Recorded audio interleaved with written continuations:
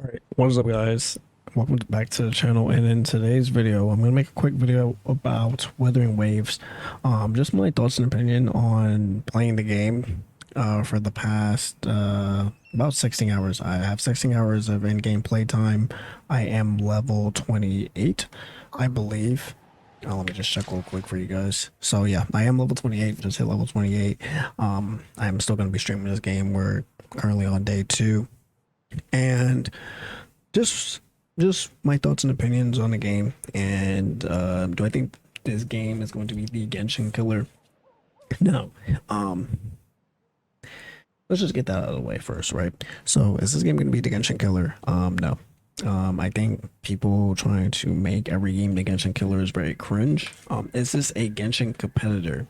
Absolutely. This game is definitely a Genshin competitor, not a Genshin killer. There's actually a lot of things that need to be fixed in Wuthering Waves, but they're things that are more on the technical side of things, not more on the gameplay side of things. So things like audio, sound effects, the impact of the characters actually doing their attacks is very lackluster.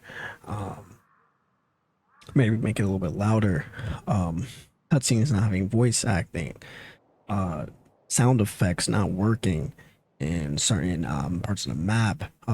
No music, no OSTs, as you guys hear right now. There's no music going on. It just sounds. Where's my OSTs at? Things like that. Certain boss fights don't have OSTs, or if they do have OSTs, it starts off as an OST and then just gets really, really quiet. Why is that a thing? Sounds and music make a fight, right? I don't think there's really an argument there. When we're in a boss fight, right, we want to feel immersed. Imagine having a rock song play for 1 minute and then doesn't play for the next 4 minutes. That doesn't feel good, right? So when it comes to that, it's really just a bunch of technical stuff. There are some bugs with some bosses. You are able to bug a lot of bosses in the game, but that's not really an issue. But yeah, it's just a bunch of technical stuff that just needs to be worked on when it comes to the game. But I'm pretty sure that they'll be able to do that. It's really not that big of a deal. Besides that, is the game fun to play? Yeah, I lose myself in the game. The game is really, really enjoyable. Okay, let me actually lower this a little bit. Oh my goodness. Okay, so how do I feel about the game? Game's really fun. The game is definitely fun for what it is. I've been having a really, really good time on the game. I could honestly be a higher level in the game, but I haven't been able to play. I've only been able to play 16 hours of it so far, and 16 hours of it wasn't really even me grinding. It's more like 10 hours of it. I still have a bunch of quests I need to do and things like that. So I'll just do a quick just rundown on the game, and I already told you guys how I feel about it. Combat's really fun. Bosses are really fun, especially when you get to the tactical hologram, which is basically where you're able to do harder bosses. It gets really, really more enjoyable in that aspect. So I'm just gonna speed run on things that are in the game, and yeah, we'll just take it from there.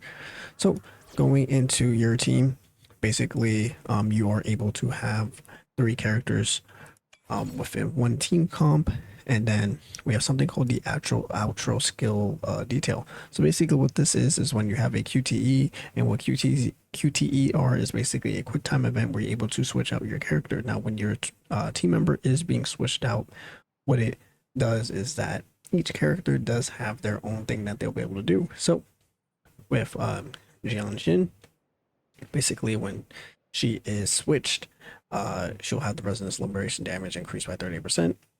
With Dawn, she will have havoc damage increased by 30%, so forth and so on. Every character has their own buff that they're able to do, and you can actually synergize team comps off of the QTE, because QTE is very important at the end of the day. It's kind of like how PGR QTE is important, and again, it is a Kuro kind of game, so that's what actually plays into that. Then we have our events.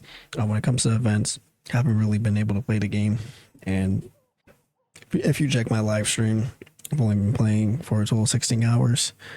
That being my day 3 and 4. My day 5 is actually coming up in a couple hours here. I'm still gonna be streaming the game. I haven't really even slept yet because I do enjoy playing the game really, really a lot.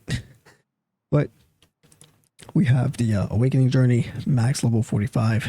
We have about 36 more days of the closed beta. I believe no one's really gonna hit 45 within the 36 days, honestly, unless you're just spending all your currency on refreshing. But I mean, in all honesty, who really wants to do that?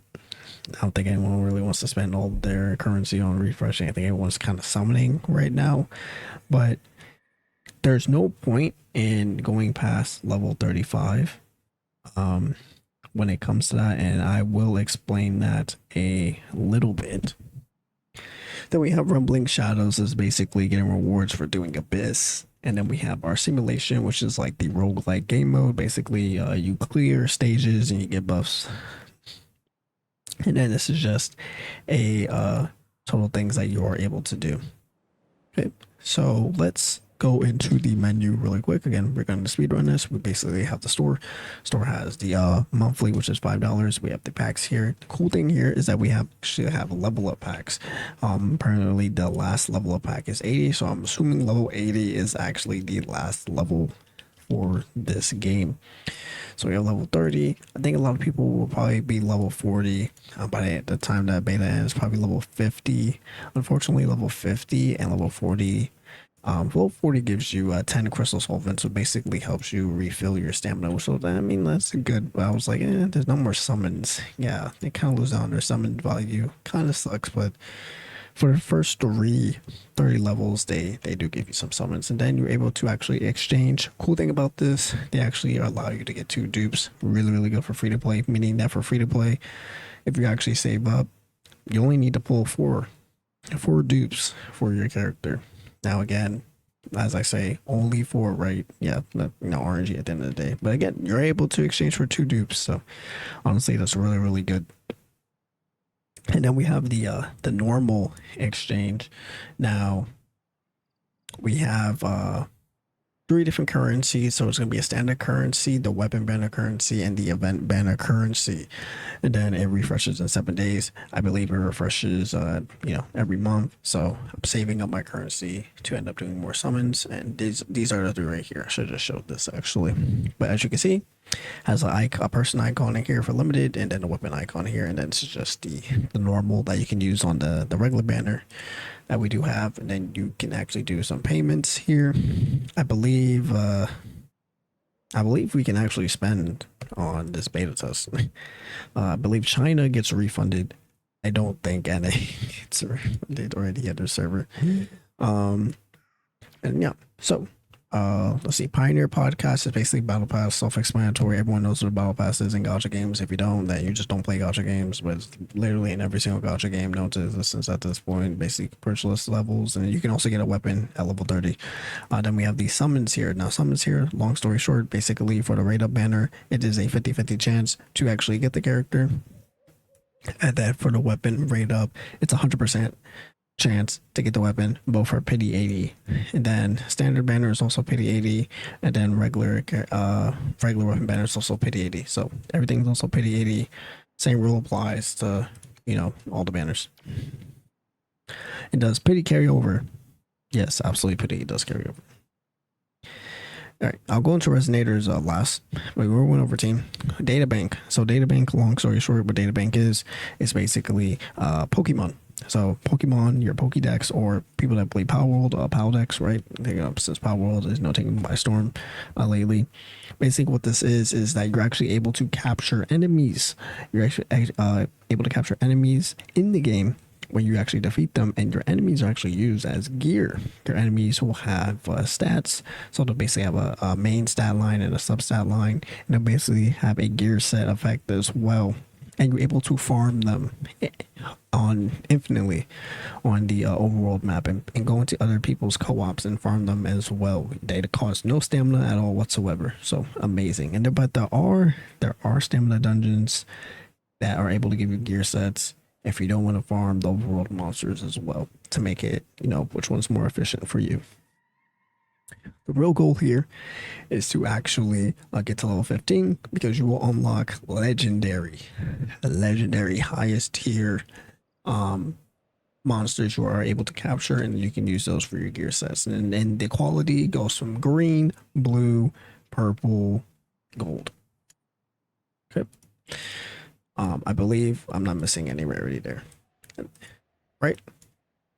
Please tell me I'm not missing any rarity. Yep. So green, blue, purple, and then gold at the top. Gold at the top. So going into this, basically how you get EXP, right? So you get EXP from capturing echoes, especially monsters or things like that, right?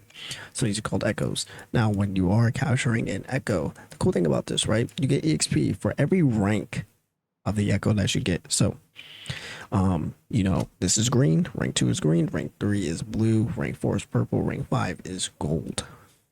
And how this works, say I, you know, go here and capture a traffic illuminator, right? I only caught one that was rank 2.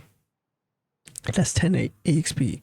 But if I hit level 15 and I catch one that's rank 5, it will give me all the EXP for here. So I'll get 10, 15, 20. You guys do the math, 45.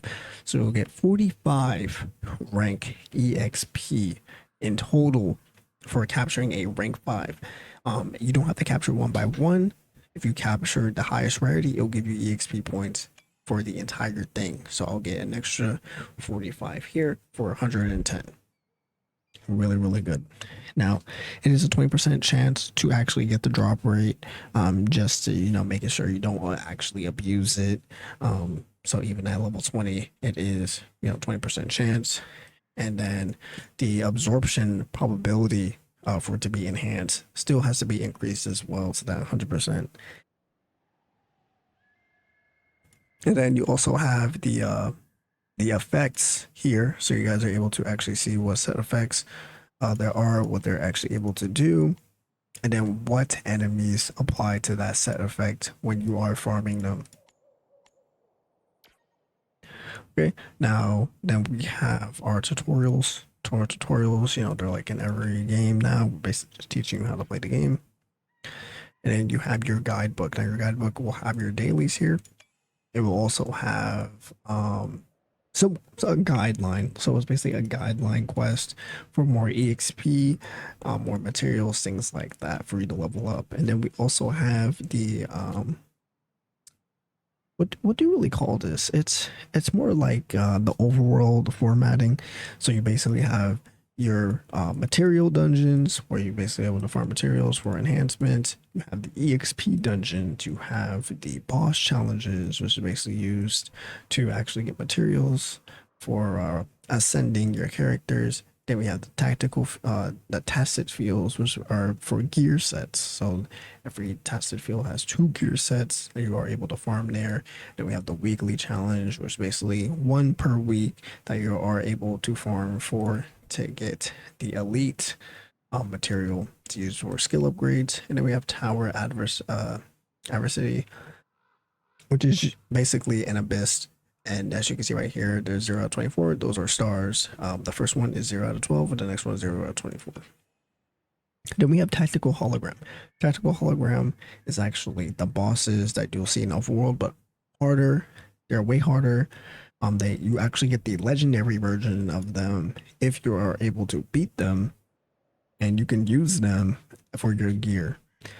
And they're harder. They're a lot more aggressive. Strategies are different, and as you actually increase their difficulty, the harder they become, the more new attacks they do. So they will not have the same exact attacks as the previous time, which makes it really, really, you know, skill issue. As people like to say now, right? Skill issue. And then you can come here, you can see all the bosses that are on the map. And then you are also able to track them if you have not yet. Say you want to farm the Scion here. Just press the tracking and it'll show you exactly where it's at. Now, once you actually kill this one, it will move on to the next one. So really, really good at the end of the day, right? Right, moving on really quick. Then we have our missions. Missions are basically story missions, side quests, things like that. Cool thing about this, when you go on the map, you're able to actually see the side quest. I'll make sure you guys are getting all the side quests because you can only see them once you're in the area. It's kind of cringe. I wish you could actually see it just anywhere, but there are a lot in the city and things like that. So make sure when you guys are in the area, you accept all the side quests so you actually don't lose out on that.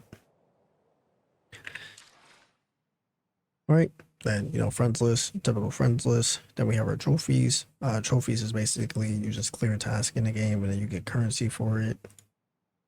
And then you have your map. Your backpack will have all your materials and things like that in it. And I'll also go into the characters. You'll have your food items here.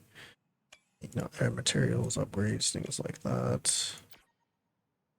And you have your utilities. There's different utilities you can actually use in the game, and some of these things you can actually use in battle, which is also really, really good. And you also have waypoints that you're able to set around the map that you can teleport to. Oh, game ready driver is available. Now, going into the last thing, we have the character system here. So the characters can be ascended. They have different materials to be ascended. This one you can actually find from just killing enemies. This one you can just farm, and you can also buy from the shop as well, from the potion store if you can't find them. And this one you actually farm from killing the monkey. Now we have the stat line here. You guys can see what stats you actually have for your characters. They're kind of low, so it's kind of like the same thing like Genshin. Um, and I'll go into the gear last. This is basically the skill upgrade tree. So you guys can check out this button right here, and it basically show you the percentages per level up when you guys are deciding what you guys want to level up first. Then also, if you guys need to know how to use your character when it comes to their special effects, you can always press this little button right here, and then it will tell you how to use each and every character, because every character does have a special forte circuit, and that forte circuit is basically an upgrade version of their regular skill, and you want to utilize that for every single character, and it will teach you those things. And if you still need to learn how to use the character in general, you can always just press here and then you can enter a tutorial for them. So again, at the end of the day, it's just skill issue because the game will literally teach you how to use your character. And then we also have the dupe system here. And then I think the last thing is the gear. Now the gear is really, really easy.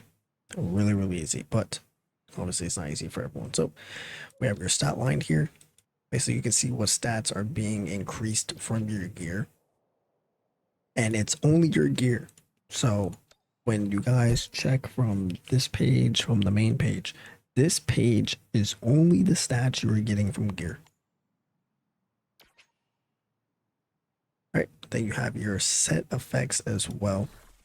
Now, something that needs to be known that, some people may mess up on. This first slot, okay, so there are two, this is separated. The first slot is the slot you're actually able to transform into the echo that you have. So if you see right here, my Q skill, I transform into the monkey. So I use my Q and I actually do an attack. Now I didn't do the full attack because there's no enemy there, but I transform into the monkey. Now, depending on which echo you have, it'll give you different buffs and do different things. So my echo, what it does is that it'll give me arrow damage increase and heavy attack damage increase, which applies really, really good for my character, and also Gianna as well. So there's different buffs that each one gives, or different damage that they do, and depending on the character that you use, you'll end up changing it out. And then these last four are basically just stats. You cannot transform into any of these characters, so you just use them for whatever stats you have. As what I'm doing, I'm just using things that have attack percent, and I also put a little bit of crit rate, so I can do a little tiny bit of crit rate of it I don't already have.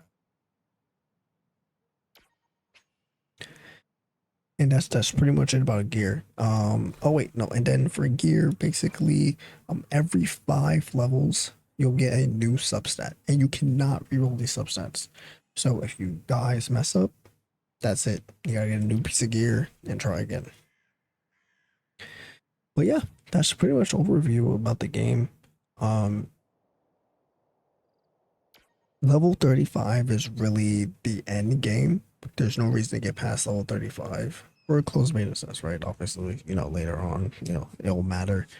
But for a closed beta test, it doesn't matter.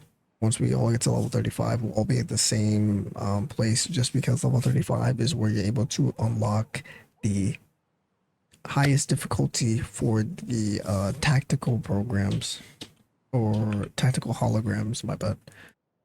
You'll be able to unlock the highest difficulty at level 35 for the tactical holograms, and you don't need to go any higher than that. The only reason to go higher than that is to basically ascend your characters and give them more gear so they do more damage in tactical hologram, because tactical hologram is timed at the end of the day. It's about 5 minutes, I believe, so you want to upgrade your characters more and more to end up doing it faster. But yeah, that's pretty much it on Wuthering Waves. I will be streaming this game for the entire month because I enjoy this game a lot. It will slow down eventually. I've already been expecting that. Definitely after day 7, I probably won't be on the game farming all day anymore. I'll get back to my regular streams, but right now I'm enjoying it. So thank you guys so much for watching this video. Hope this video really helped you guys really dive deep into Wuthering Waves and kind of understand what's going on. If you guys have any other questions, leave them in the comment section below, or pull up to my streams because I do stream every single day. Thank you guys so much for watching, and I'll see you all in the next one. Peace.